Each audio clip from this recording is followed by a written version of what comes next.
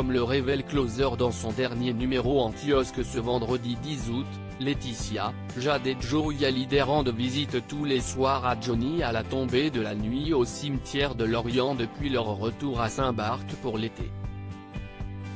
Les trois femmes ont d'ailleurs instauré une playlist qui passe en boucle tous les soirs dans le cimetière par l'intermédiaire des haut-parleurs installés. Ainsi, on peut entendre notamment Love Me Tender d'Elvis Presley, le répertoire musical de Janis Joplin, Alléluia de Jeff Buckley ou encore la chanson Je te promets du rocker. Si Je te promets figure dans cette playlist, si est en réalité parce qu'elle est la chanson préférée de Jade Hallyday.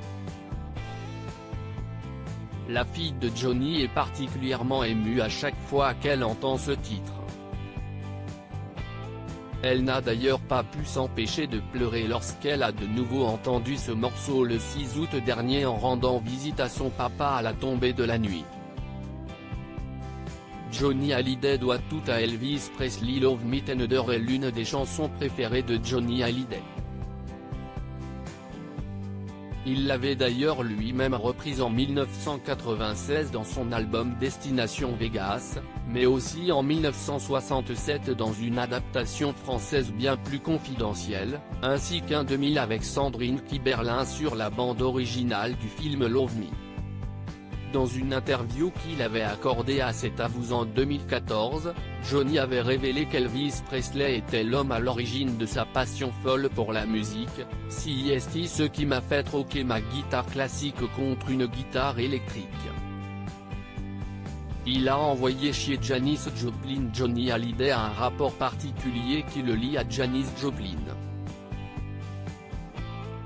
Cette artiste américaine, morte en 1970 à l'âge de 27 ans, a toujours eu une place particulière dans le cœur de rocker de Johnny.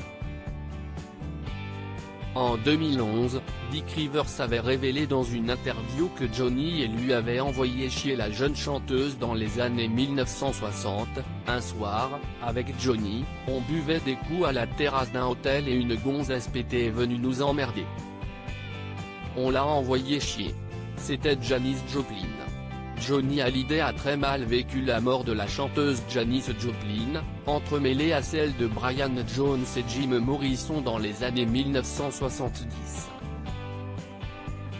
Ces décès brutaux ont fait chuter Johnny, comme il l'a lui-même raconté dans son livre autobiographique Dans mes yeux coécrit avec Amanda Steurs, j'ai le souvenir de 10 années qui ressemblent à une nuit sans fin. Dans les parties à Londres, il y avait des bols de coke. C'était une chose normale. Un jour, je me suis réveillé, je me suis regardé dans la glace, j'étais gris. Je n'ai plus touché. Bercé par Alléluia. Enfin, la chanson Alléluia a toujours bercé Johnny dans chacune de ses périodes vie. Cette chanson, Johnny s'en est étroitement servi pour écrire le titre Pour nos joies et pour nos peines, Alléluia, issu de son album Alléluia sorti en 1965.